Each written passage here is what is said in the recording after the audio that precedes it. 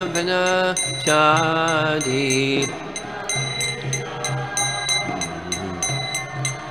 Jamuna Tira Vanachari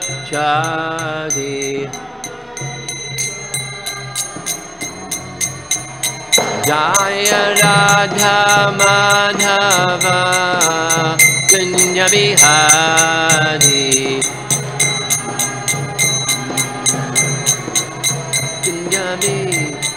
Jaya Radha Madhava Kunja Bihari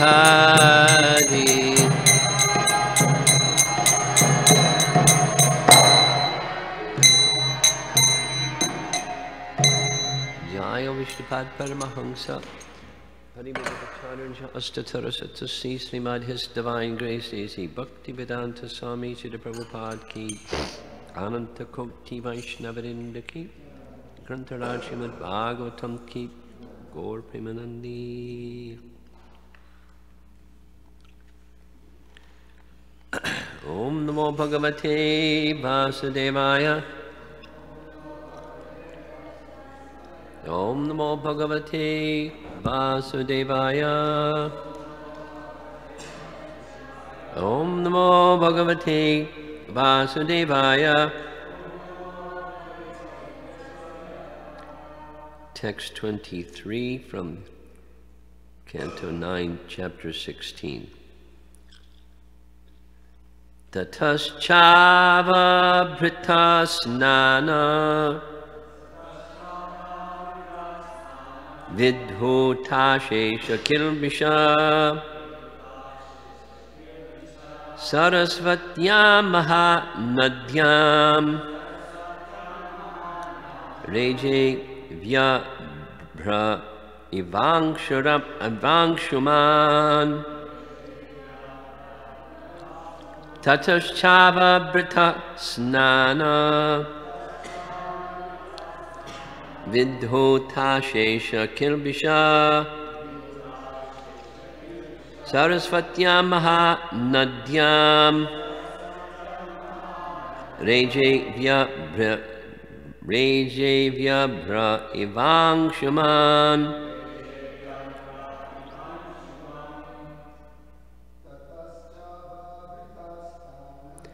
Tataschava Britaksnana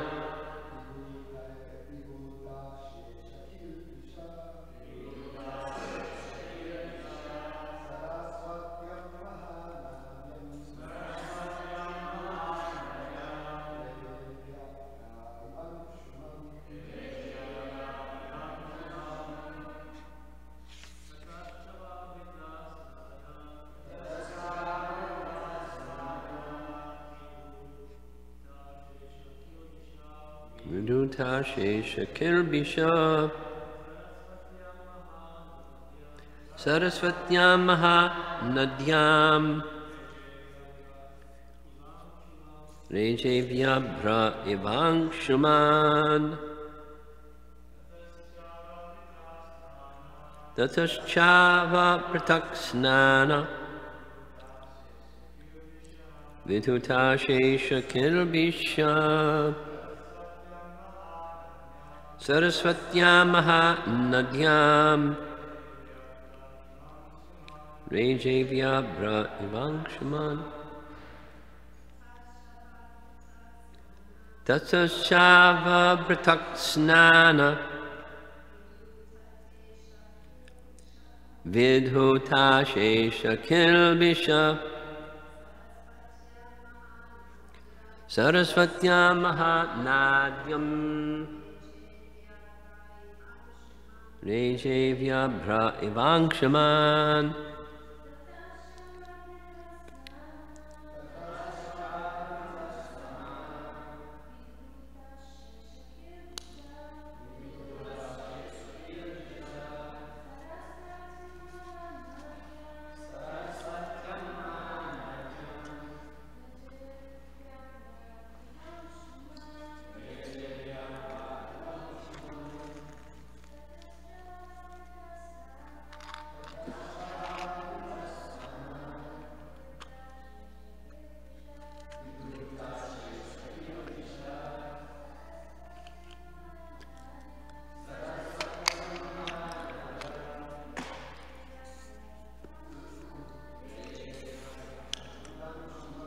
tataha, thereafter, cha, also, avabrita snana, by bathing after finishing the sacrifice. Vidhota, cleansed. Ashesha, unlimited. Kilbishaha, whose reactions of sinful activities. Saraswatyam, on the bank of the great river Saraswati. Mahanadyam, one of the biggest rivers in India. Reje, Lord Parasurama appeared. Vyabraha, cloudless. Iva Angshuman, like the sun. So we're going to go back a bit because there's some purports, the verses without purport. We'll go back to 20. We finished yesterday with 19.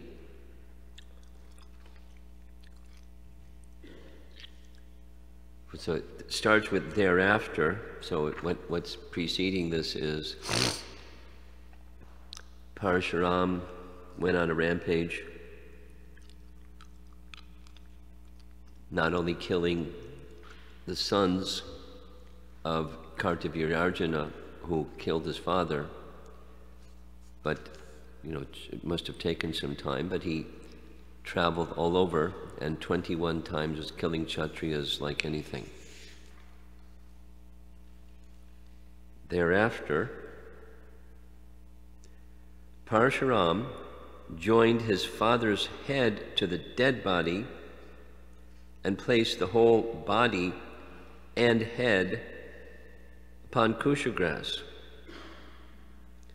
By offering sacrifices, he began to worship Lord Vasudeva, who is the all-pervading supersoul of all the demigods and of every living entity. No purport. After completing the sacrifice, Lord Parasurama gave the eastern direction. He's giving away the earth planet to the Hota, this category of the priests that performed the yajna, as a gift. The south to the Brahma, the west to the Advaryu, the north to the Udgata, and the four corners, northeast, southeast, northwest, southwest, to the other priests. He gave away the planet. He gave the middle to Kashyapa and the place known as Aryavarta to the Uparashta, another category of priests.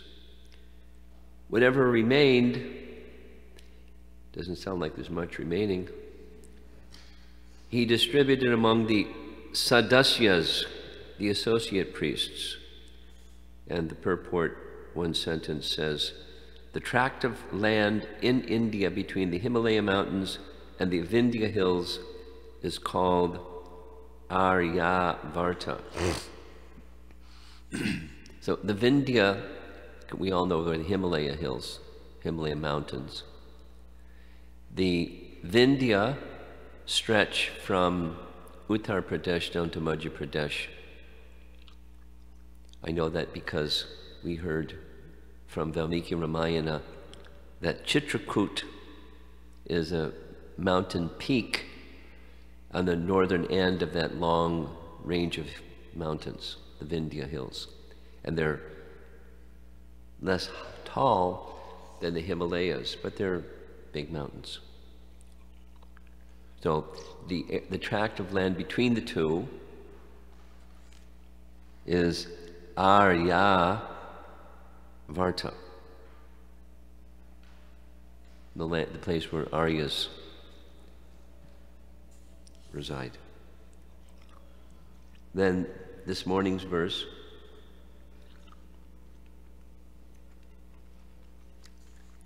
thereafter, so we already heard of thereafter, that was text 20.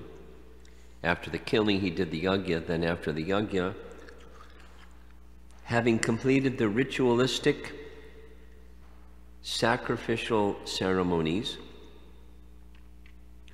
Lord Parasurama took the bath, known as the Avabrita Snana, standing on the bank of the great river Saraswati. Cleared of all sins, Lord Parasurama appeared like the sun in a clear, cloudless sky.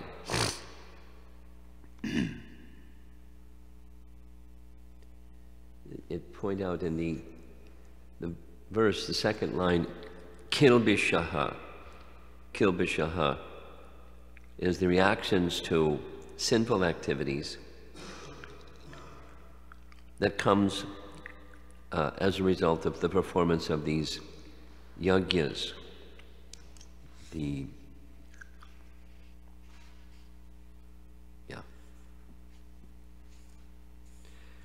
Purport.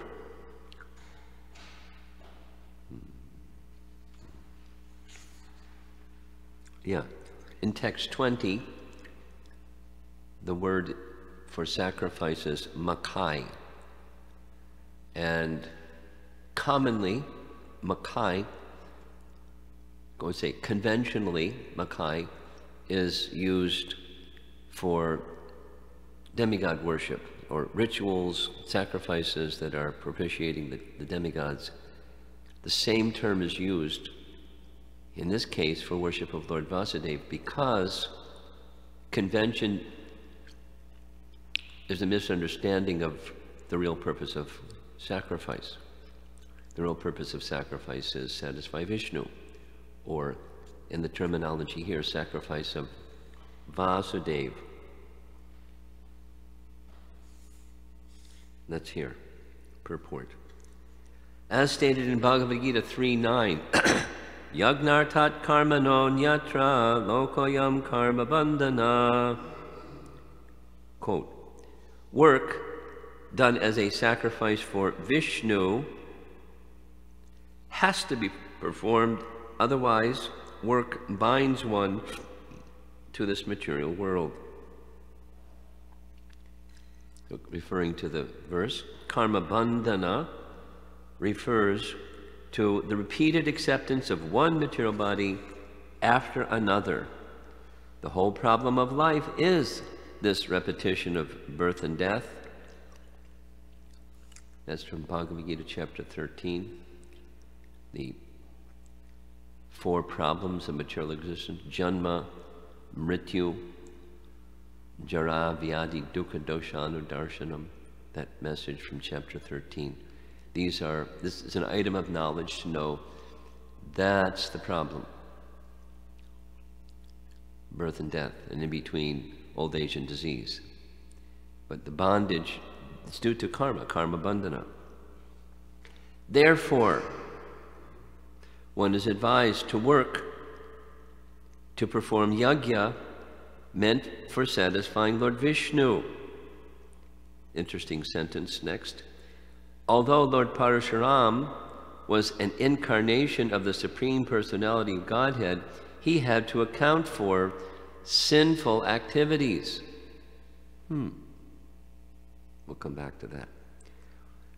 Anyone in this material world, however careful he may be, must commit some sinful activities, even though he does not want to. For example, one may trample small ants and other insects while walking on the street, and kill many living beings unknowingly. Therefore, the Vedic principle of Pancha Yajna, 5 kinds of recommended sacrifice, is compulsory. In this age of Kali, however, there is a great concession given to people in general. Yagyai Sankirtana Prayar Yajanti Hi Sumeda Saha. We may worship Lord Chaitanya, the hidden incarnation of Krishna, Krishna Varnam Trisha Krishnam. Although he is Krishna himself, he always chants Hare Krishna and preaches Krishna consciousness. One is recommended to worship this incarnation by chanting the Sankirtan Yagya. The performance of Sankirtan Yagya is a special concession for human society to save people from being affected by known or unknown sinful activities. We are surrounded by unlimited sins, and therefore it is compulsory that one take to Krishna consciousness and chant the Hare Krishna Maha Mantra.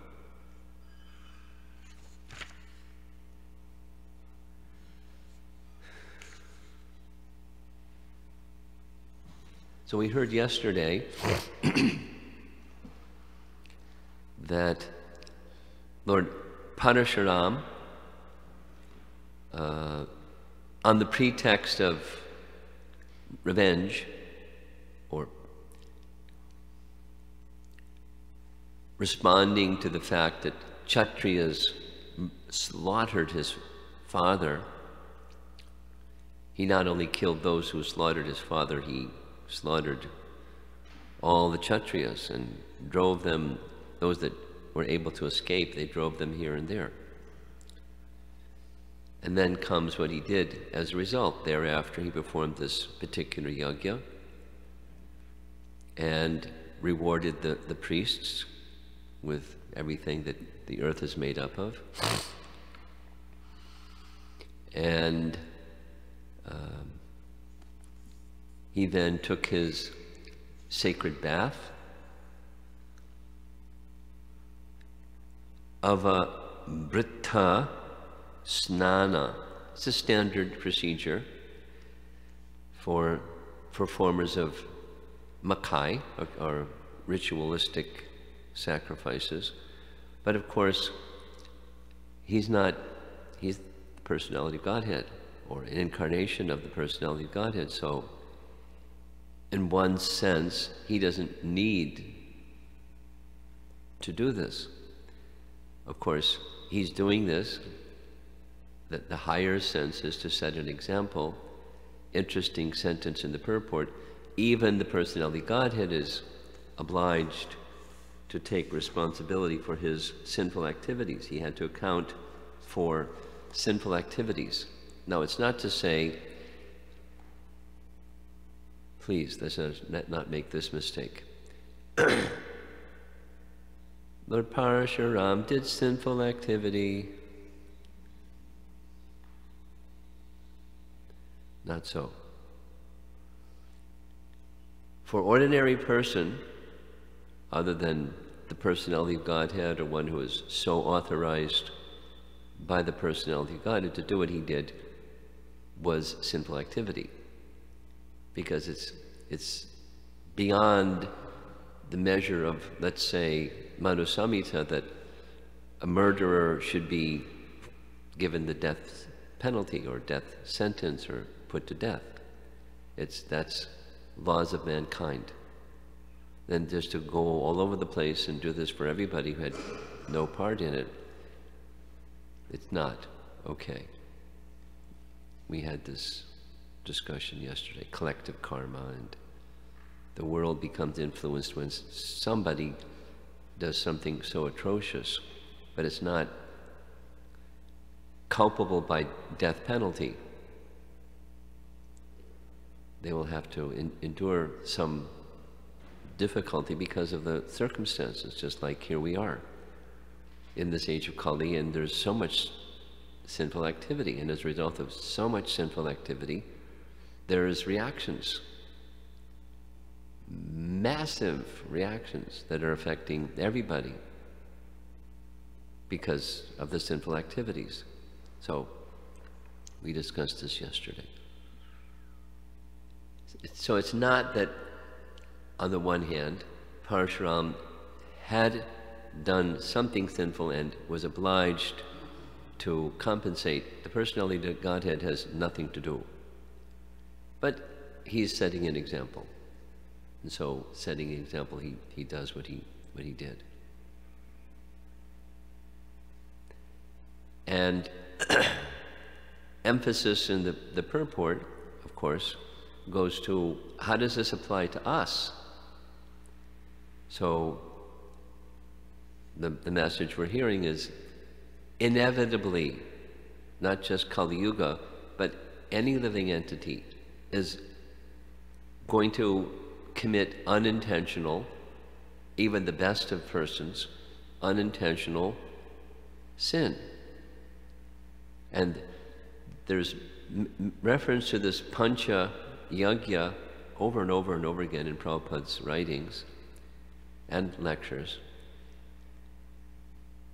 particularly for householders, because you cook and you sweep and you walk and you breathe and you do things that cause death or difficulty for other living entities.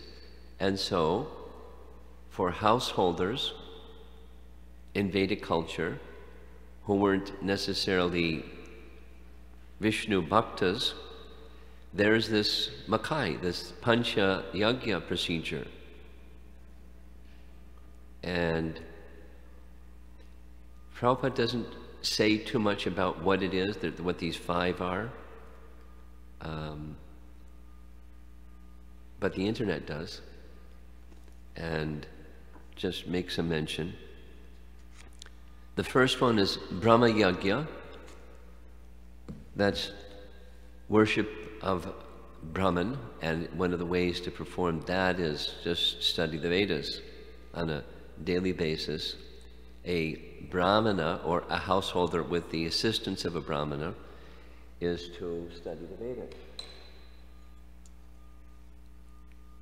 And there's Deva Yagya, which requires a Brahmana. So Brahmanas can do, or those who aren't can take the assistance of a Brahmana and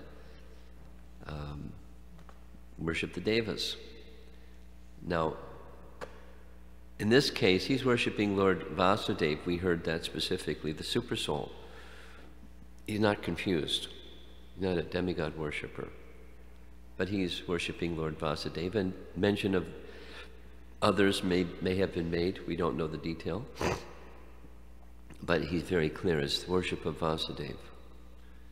And then there's worship of other living entities, and there's practices, basically giving of charity and doing things that people unwittingly do because they feel charity is a good thing to do. And so,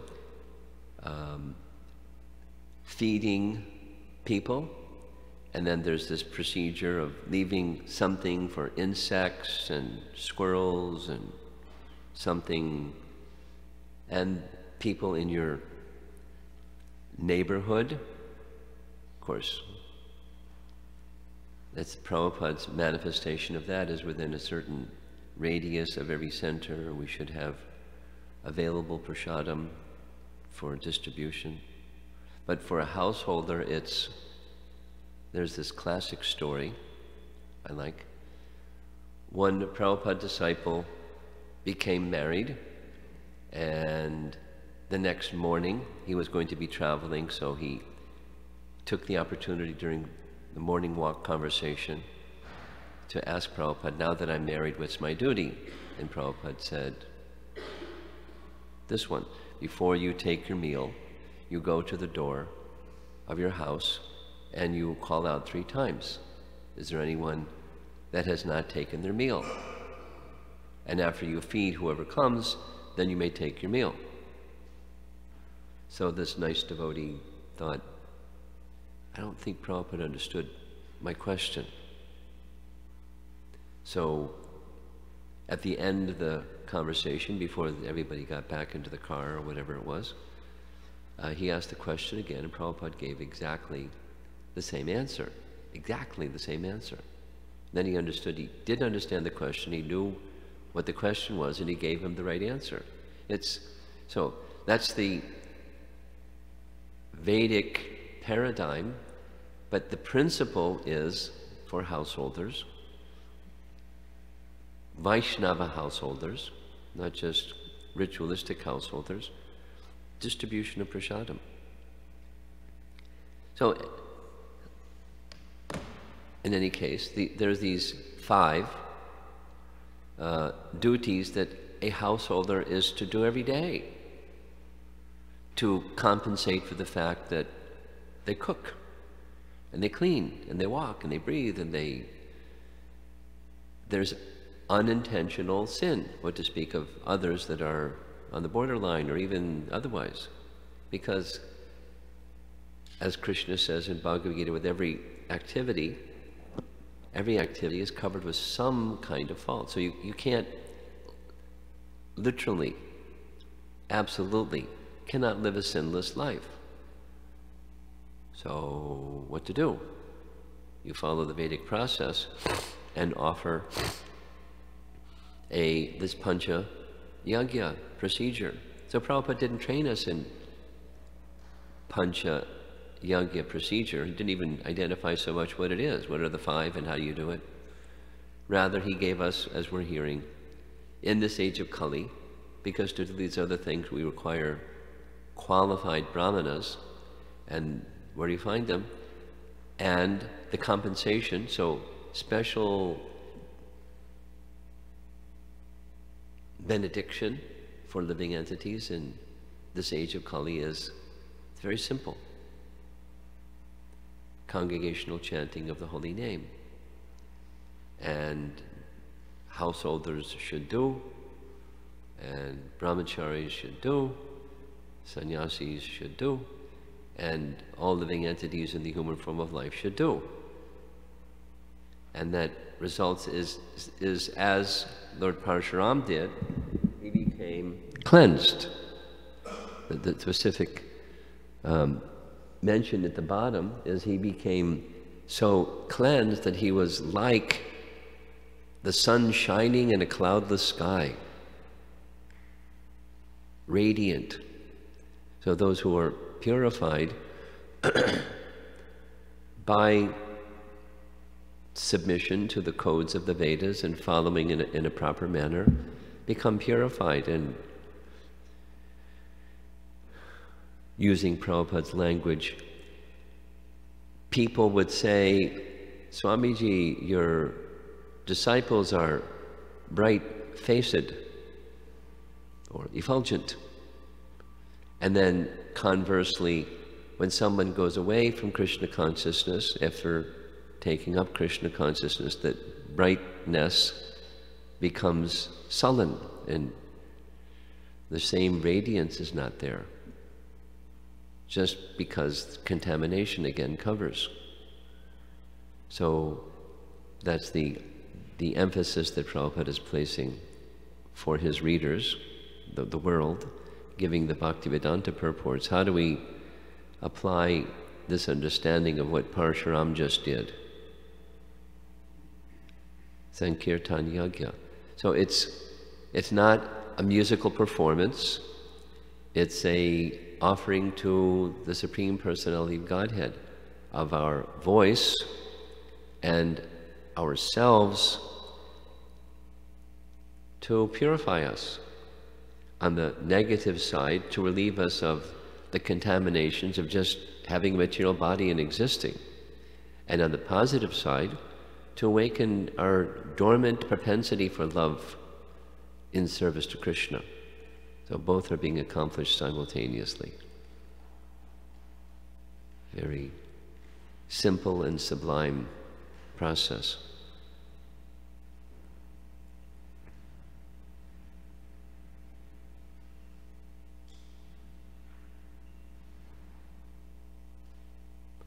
And it's appropriate anywhere. It's appropriate anywhere in the world, in any culture, any language, anything. Prabhupada would say, one need not know the language, the meaning of the mantra. It's nice to know the meaning, and we we encourage people to understand the meaning in an appropriate time. But even if one doesn't understand, a small child that doesn't have the capacity to understand, it's all beneficial. This very fortunate tree that's in our temple room that's hearing kirtan all the time. He can't go anywhere. He has to be here every time there's kirtan. He's hearing the kirtan. Where's that living entity going after his tree body is finished? It's all benedictory. And the atmosphere becomes spiritualized. All living entities become cleansed, knowingly and unknowingly. Very beneficial. The Sankirtan Yajna of Chaitanya Mahaprabhu. So that's how this verse applies to us today. Any discussion? Yeah.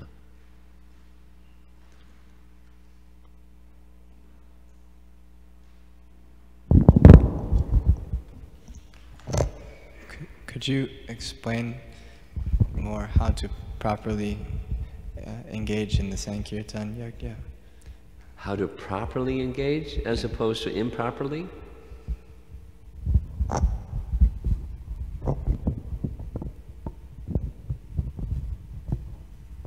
Proper mood, proper attitude, how to do it. Well, I touched on something. Material consciousness gets restless when we do something that isn't fruitive, like japa. What's fruitive about japa? So there goes the mind, and there goes the mind, because we're not just conditioned, we're addicted to fruitive. It's this place, it's this earthly realm. Madhye tishtanti rajasa, fruitive. We've taken birth here because of that. And what's fruitive about, on the material side, of japa? And therefore, it's much easier to get absorbed in kirtan because it's musical and it's socially interactive. And I get some perks from people saying, oh, he or she can sing so nicely or play the musical instrument so nicely. And so there's those fruitive things that make it easier to sit for some time and be part of kirtan. So that's how to enter into Sankirtan in a proper mood, is to park that somewhere else, leave that behind, and strive to focus on the pleasure of the Supreme Personality of Godhead. So one of the nice places to do that, certainly not the only place, is before the deity. And the purpose is the pleasure of the deity.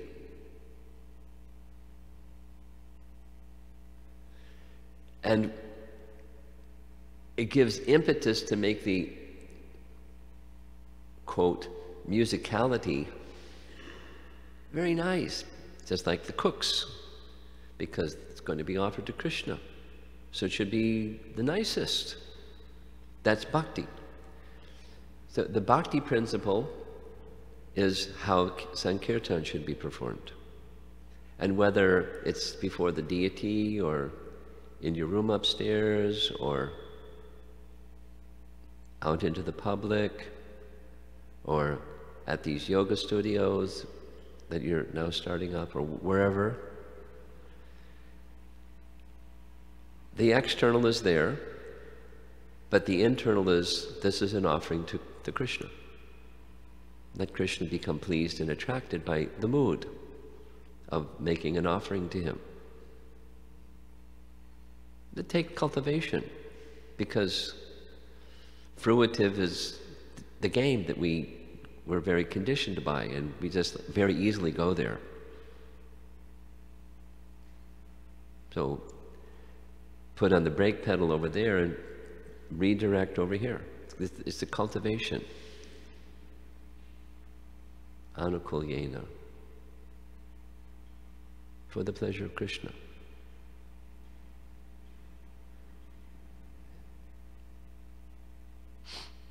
And that the same applies for japa.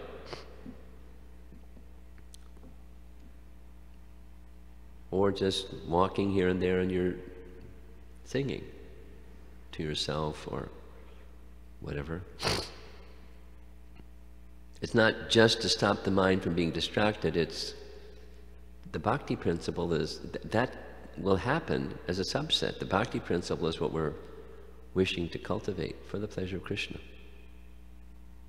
And then some taste. And then it's a whole other thing. Then sadhana, it becomes ruchi. But there's a price to pay. And that's parking this other fruitive spirit, just leaving it in the parked position and go forward with the bhakti position. Cultivate that. Okay? Yes?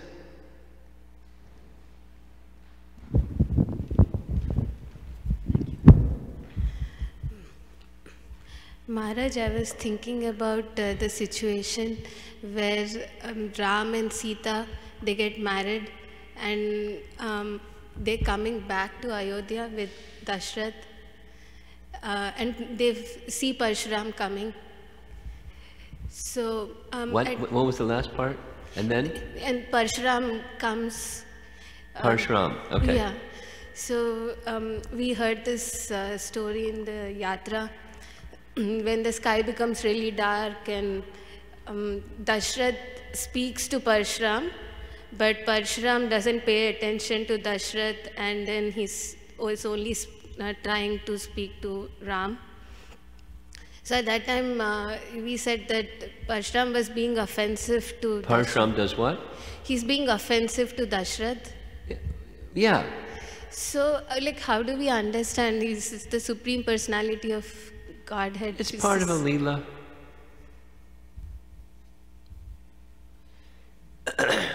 He's taking the position of a haughty, powerful, but that's not him. He's the personality of Godhead. He just ignores Dasarath. Yeah. Just ignores him. It speaks in demeaning ways. And so it's not, that's bad etiquette. So it's a lila.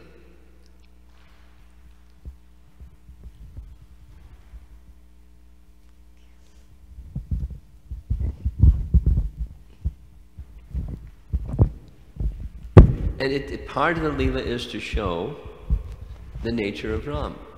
The nature of Ram is, even when someone speaks harshly to him, and in this case even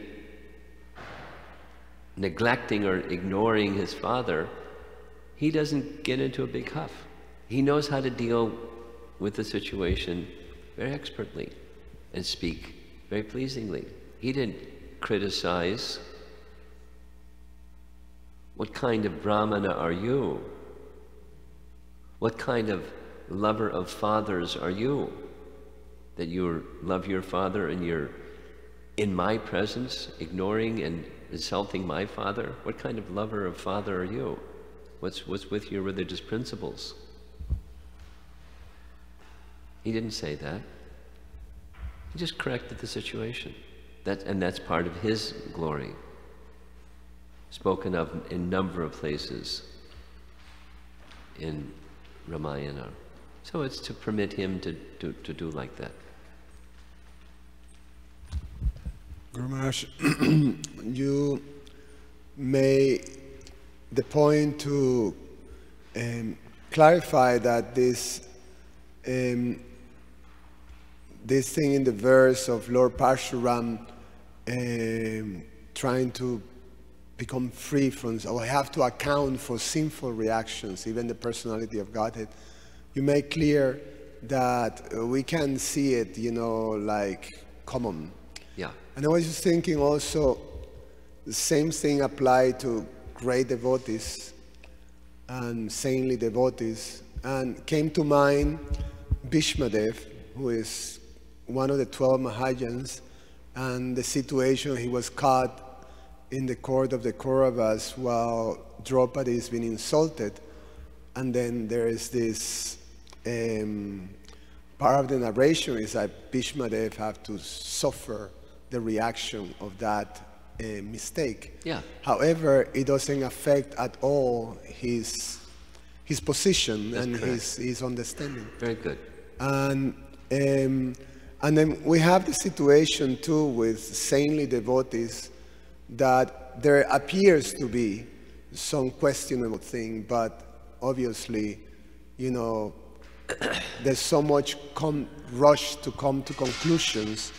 So the warning is there. We should be very cautious in this regard. Go ahead. Yes, I was wanting you to comment on that, you know, especially in your experience as a world leader. Well, Kali Yuga makes offense really easy in the internet. Really fast, all over the place, unrestricted, no regard, no respect. It's just a Kali Yuga tool. When, you know, when misused, it can be useful, properly used, very useful. Prabhupada used technology to spread Krishna consciousness, but technology can be used in very detrimental ways. So, we should be, and from our side, we should be very cautious, in principle, about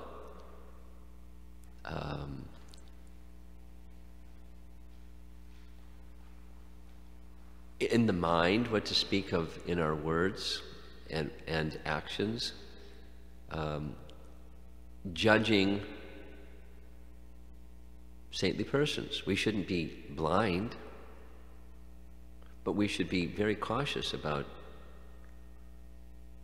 judging in our mind and in our words and actions. And part of the difficulty, just part of the difficulty is media, that you're going along the path of life, trying to be, you know, a happy and careful practitioner of sadhana bhakti, and then there's all this sound vibration going all over the place, either physically or, you know, digitally, and it's very hurtful. So we should be careful speaking and also hearing others who are irresponsibly speaking. It's dangerous. It's so according to Jiva Goswami, it's more dangerous than sin. And that's dangerous.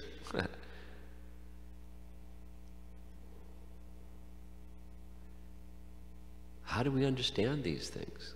Like, you know, Bhishma Dev, and, you know, and people criticize, they criticize Ram, they criticize Krishna, they criticize anybody, anything, and, you know, in the name of scholarship, what to speak of everyday occurrences. It's toxicity out there, so we have to be very careful.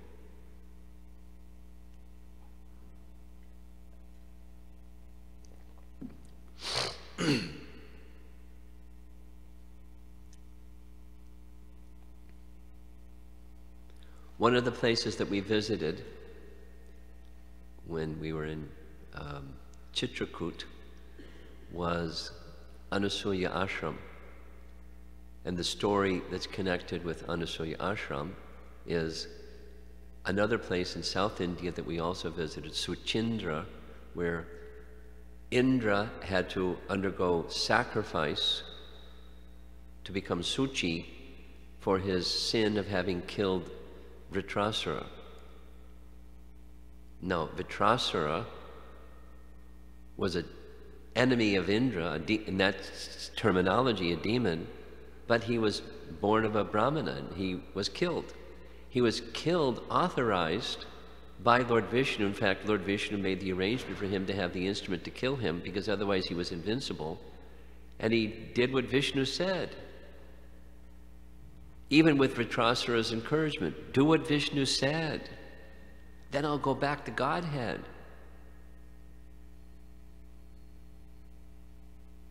But he had to purify himself for doing what Vishnu said.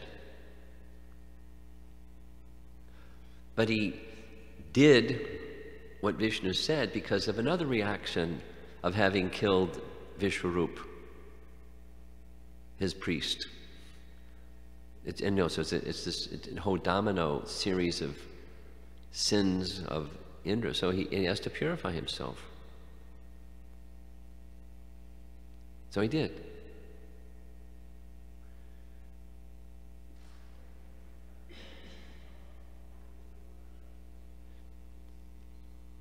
Not in Valmiki Ramayana, Lord Ramachandra did the same.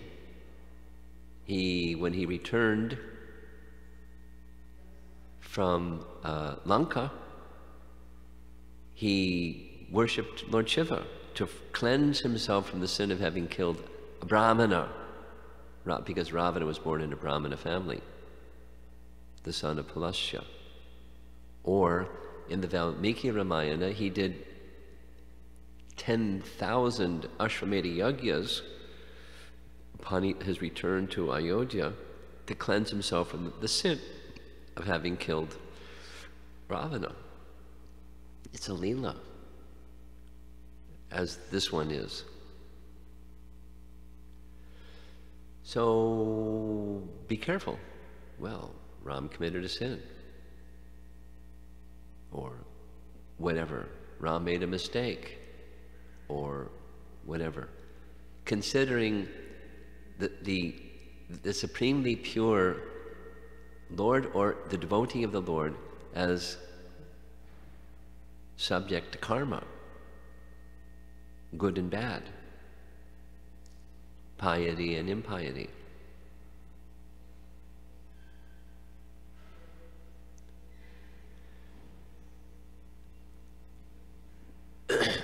After Bharata returns back to Ayodhya with the sandals of Ram to rule the kingdom for 11 years under the authority of Ram's sandals, Ram is lamenting, Leela, because of me, because of my steadfastness to righteousness, my father died. What's the use of such righteousness when it kills your father? And he was feeling very remorseful. It's a Leela. So was he sinful and need to purify himself because of that? He just made the wrong decision in the terms of righteousness because everybody was telling him, do this other one. It's Leela. Then once again, elevated devotees, how do we understand that one of the worst things is attributing ill intent to another devotee. They did this because of some intent of malice or cheating, or no, sometimes that happens. Certainly sometimes that happens. But we have to be very careful. Very careful. We can't just be, eyes closed to go through life. We have to be eyes open to go through life, but we have to be very careful. Because we're dealing with persons who are dear to Krishna. apichet sudaracharo bhajate. So if we see otherwise, no, so where do you draw the line, and how do you make proper discriminations between what's what? It's delicate. Certainly the message in response to your question is we have to be very careful. We shouldn't be blind followers, and we shouldn't be risking our spiritual lives by criticizing, even in the mind, elevated persons. Can't be blind followers and can't be the other direction. Be very careful. Very careful.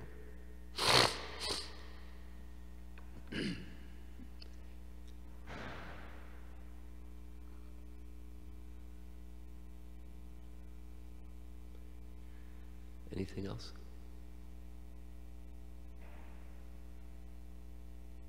Okay, Srila Prabhupada ki jai.